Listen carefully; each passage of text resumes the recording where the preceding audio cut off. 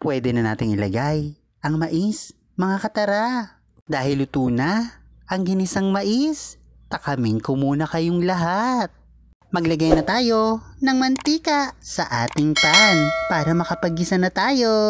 Kapag mainit na ang mantika, maglagay na tayo ng sibuyas at haluin lang ito saglit. At ilagay na rin natin ang bawang at haluin lang ulit ito saglit. Kapag okay na ang sibuyas at bawang, ilagay na natin ang manok. Puro laman ng manok ang ating inilagay para sa ating ginisang mais. Pagkatapos nating haluin ang manok, takpan natin ito at hayaan lang ito kumulo ng ilang saglit lang. At pagkatapos nga nating pakuluan ang manok na ginisa natin kanina, tingnan natin at haluin lang ito saglit. Kapag okay na ang manok, mga katara, pwede na nating ilagay ang sariwang mais na hinimay-himay natin kanina.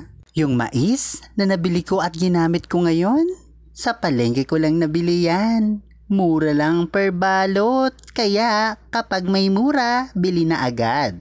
Sunod nating ilagay ang carrots. Maglagay naman tayo ngayon, mga katara, ng pampalasa. Maglagay na tayo ng asin. Sunod naman nating ilagay ang pamintang durog. At lagyan na rin natin ngayon ng seasoning powder. Lagyan na rin natin ng 1 cup ng tubig ang ating ginisang mais. Katapos natin, lagyan ng pampalasa at ng tubig. Takpan naman natin ngayon ang ginisang mais at hayaan itong kumulo ng ilan saglit lang. Dahil mabilis maluto ang mais at ang carrots. Kalipas nga ng ilan saglit lang, mga katarat, tignan na natin ang pinakuluan nating ginisang mais at haluin. Nangangamoy na ang mais. Luto na ito.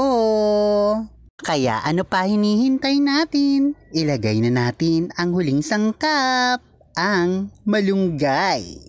Dahil healthy food ang recipe natin ngayon, mga katara, ang ginisang mais. Kaya haluin na natin ito para mahalo ang malunggay.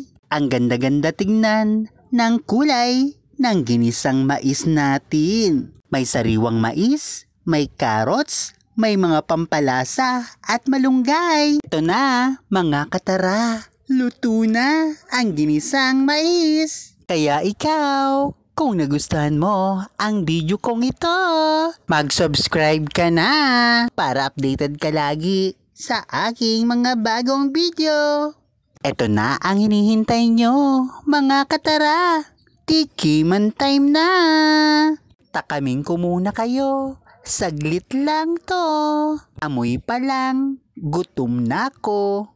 Kaya ito na ang unang subo sa akin. Ikalawang subo, syempre sa akin ulit. Mga katara, huwag magtampo. Ang ikatlong subo at susunod pa para sa inyo na to.